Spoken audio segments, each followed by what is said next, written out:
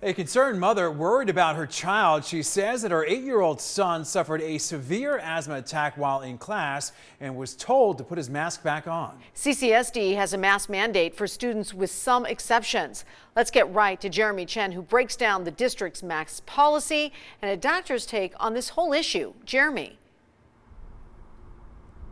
That's right, Todd and Tricia, and CCSD's mask mandate for students has been in place since the start of this school year. Now, for one parent here at Rogers Elementary School, she never wanted her son to wear one because of his health issues. I guess he took off his mask and told his teacher he couldn't breathe, and his teacher said, from my son's word of mouth, he said, okay, but you need to put your mask back on, and which you don't tell somebody who's having a severe asthma attack. LEVAY KINDRED was livid with what her 8-year-old son went through at Lucille Rogers Elementary School. She says he suffered an asthma attack and wanted to take his mask off. When she heard about this, she went straight to the nurse's office. I can breathe fine, but my son is the one who couldn't breathe, and I'm very upset. KINDRED says she never wanted her son to wear a mask at school because he suffers from severe asthma and has heart defects that affects his breathing.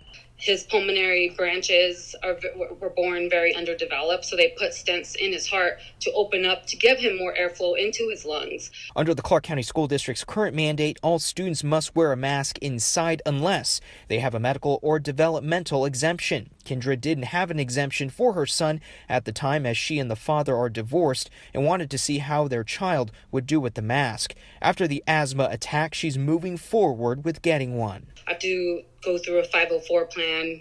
I have to go to meet with the counselor. I have to do all, and I'm like, I don't think this should have to be. He doesn't have to wear one. Dr. Brian LABUS with UNLV says in general, kids with asthma are able to wear face masks without issues. It's perfectly safe for somebody with asthma to wear a mask.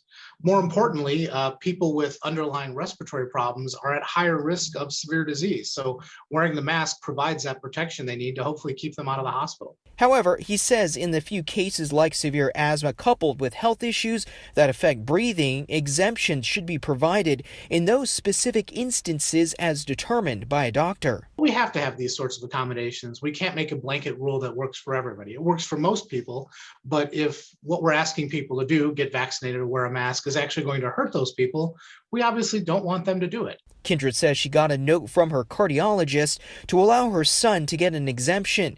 She wants to let people know her opposition to masking for her son is out of concern for his well-being.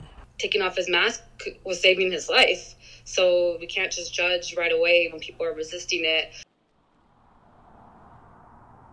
Now, district policy does state that if a student does get an exemption, there will have to be meetings with school officials to determine what the next steps will be. Jeremy Chen, 13 Action News.